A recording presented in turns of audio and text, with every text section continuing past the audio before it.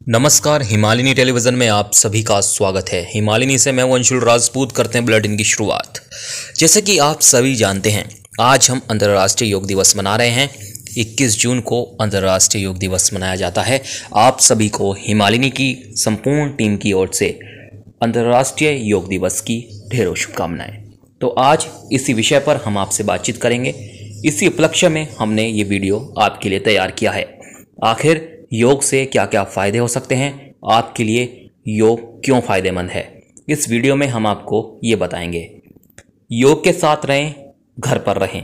आज की दौड़ती भागती ज़िंदगी में हर कोई स्वस्थ रहना चाहता है। बीमारियों से खुद को बचाने के लिए लोग ना जाने कितना कुछ करते हैं। ये जो लिखी गई है, ये जो खबर लिखी गई है, ये जो मैं वाक्य आपसे बता रहा हूँ, ये जो मैं बोल रहा हूँ, इसको हमारी हिमालिनी की संपादक डॉक्टर श्वेता दीप्ति ने इन वाक्यों को लिखा है। योग के विषय पर ये तैयार किया गया है रिपोर्ट। इसको लिखा गया है डॉक्टर श्वेता दीप्ति जी के द्वारा। आज की दौड़ती भागती ज़िंदगी में हर कोई स्वस्थ रहना चाहता है। बीमारियों से खुद को बचाने के लिए लोग न जाने कितना कुछ करते हैं। एक अच्छा आहार लेते हैं, अपनी दिनचर्या में कई तरह के बदलाव भी लाते हैं और साथ ही लोग योग का भी सहारा लेते हैं। योग हमारे जीवन के लिए ज़रूरी है। हर किसी को योग करना चाहिए। वहीं कोरोना काल में तो योग की उपयोगिता काफ़ी बढ़ गई है। हर साल पूरी दुनिया में अंतर्राष्ट्रीय योग दिवस 21 जून को मनाया जाता है। 21 जून 2015 को पहला अंतर्राष्ट्रीय योग दिवस मनाया गया था। वहीं संयुक्त राष्ट्र में भारत की पहल पर दुनिया के लगभग सभी देश स्वस्थ रहने के लिए योग के प्रसार की इस मुहिम में शामिल हुए थे। 21 जून को हर साल पूरी दुनिया अंतर्राष्ट्रीय योग दिवस के रूप में मनाती है। इस दिन की खासियत है कि यह साल के 365 दिनों में से सबसे लंबा दिन होता है। 21 जून को उत्तरी गोलार्ध पर सबसे ज़्यादा सूर्य की रोशनी पड़ती है, जिसकी वजह से यह सबसे लंबा दिन होता है। ऐसे में योग के निरंतर अभ्यास से व्यक्ति को लंबा जीवन मिलता है। इसलिए इस दिन को योग दिवस के रूप में मनाने का फैसला किया गया। 11 दिसंबर 2014 को संयुक्त राष्ट्र महासभा ने 21 जून को अंतर्राष्ट्रीय योग दिवस मनाने की घोषणा की थी। इसके बाद अगले साल यानी 21 जून 2015 को दुनिया भर में अंतर्राष्ट्रीय योग दिवस मनाया गया और तब से हर साल इस दिन को बड़ी ही धूमधाम से मनाया जाता है। योग विश्व इतिहास का सबसे पुराना विज्ञान है, जिसने व्यक्ति के आध्यात्मिक और शारीरिक क्रियाकलापों के लिए नए द्वार खोले। योग का जन्म कब हुआ, यह प्रश्न इतना महत्वपूर्ण नहीं है क्योंकि इसका अभिभाव हम ज्ञात नहीं कर सकते।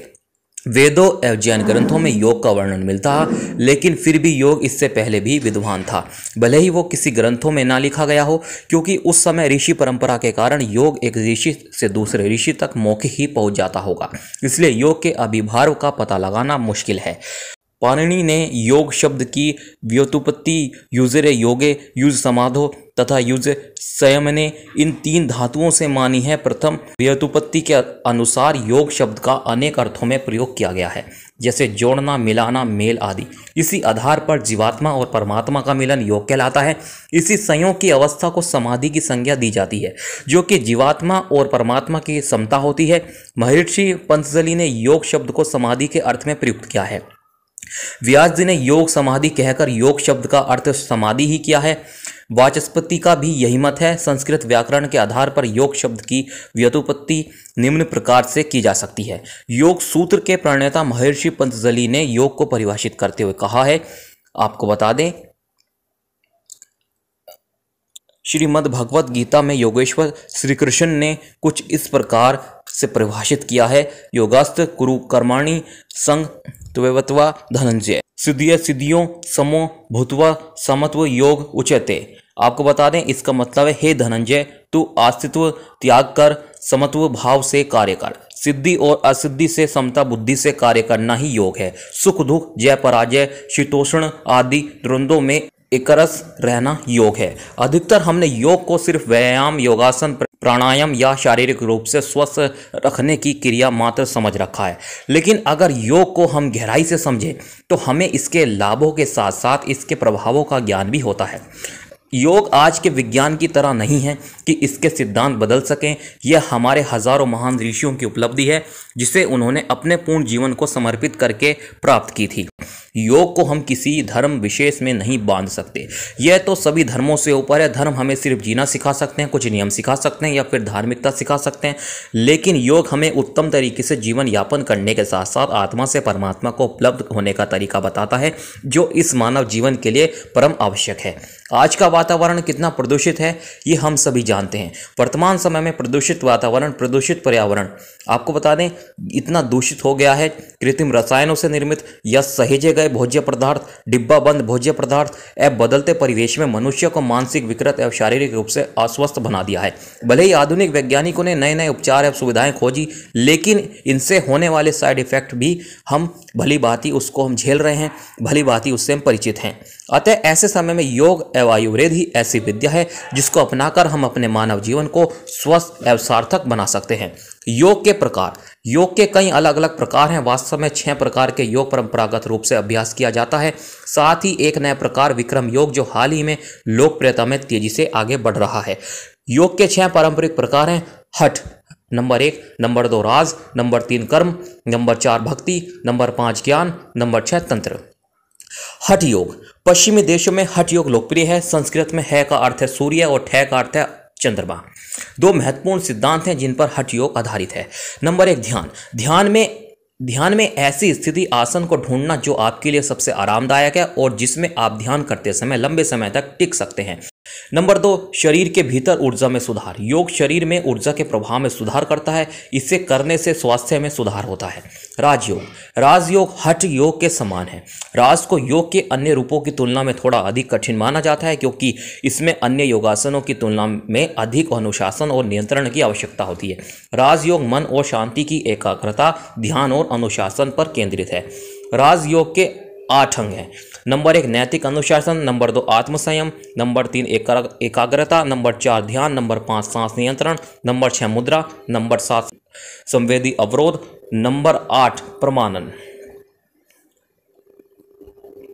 राजयोग का उद्देश्य विचारों को नियंत्रित करना और मन को शांत करना है, जिससे अंत में आत्म जागरूकता प्राप्त कर सकते हैं। कर्मयोग। कर्मयोग का अर्थ निस्वार्थ क्रिया है। कर्मयोग करने के लिए आपको मनुष्य और मानवता की सेवा करने के लिए स्वयं को आत्मसमर्पण करना होगा। कर्मयोग हिंदू धर्म पर आधारित है और इसे भगवत गीता द्वारा स्थापित किया गया था। इस प्रकार के योग का मुख्य उद्देश्य मन और हृदय को शुद्ध करना, नकारात्मक ऊर्जा और नकारात्मक सोच से छुटकारा पाना है। इस कारण से पता चलता है कर्मयोग शारीरिक से अधिक आध्यात्मिक है। भक्ति योग की बात करें तो भक्ति योग दिव्य प्रेम और विश्वास के बारे में है। व्यक्ति मनुष्यों समेत सभी जीवित प्राणी के लिए समय समर्पित करता है, क्षमा और सहिष्णुता का अभ्यास करता है। यह कर्मयोग के समान ही है। भक्ति के एक सिद्धांत हैं जिनका पालन किया जाता है।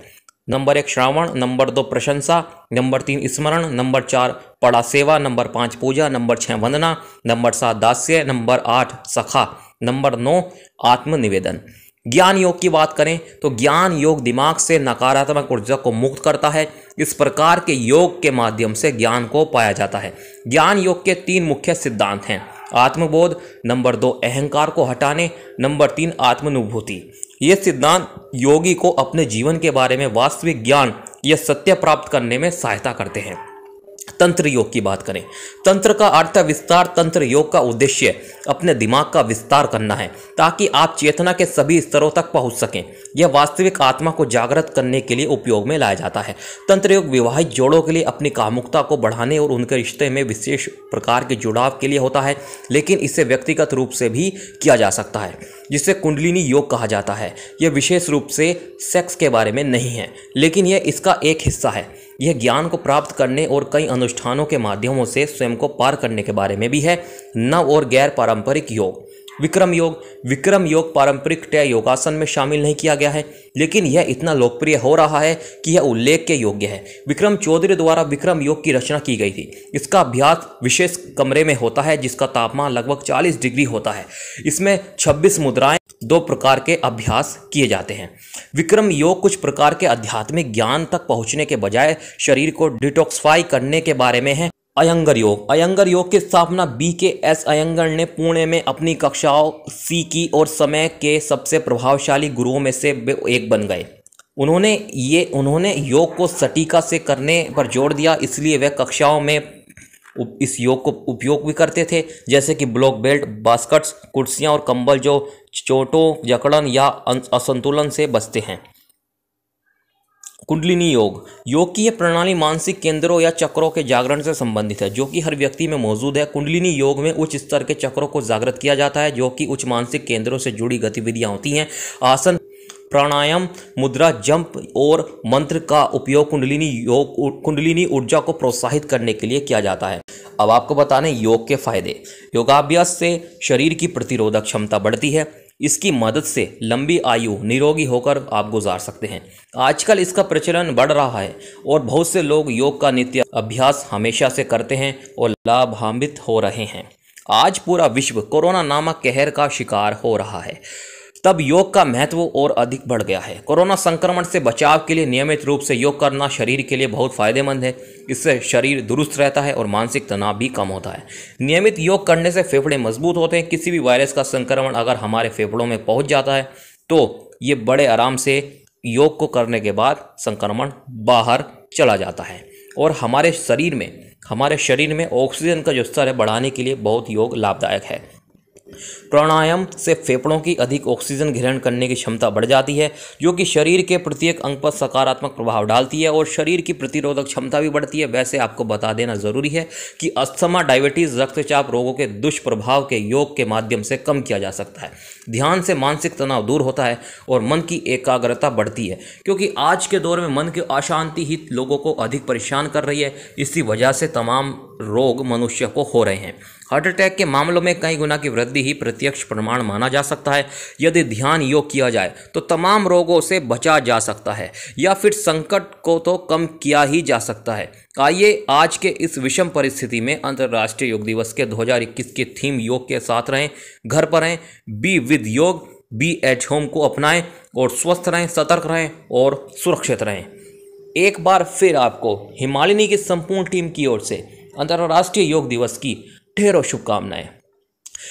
ये जो हमने अभी योग के बारे में आपसे बातचीत की, इन पंक्तियों को लिखा है डॉक्टर श्वेता दीप्ति, जो हिमालिनी की संपादक हैं।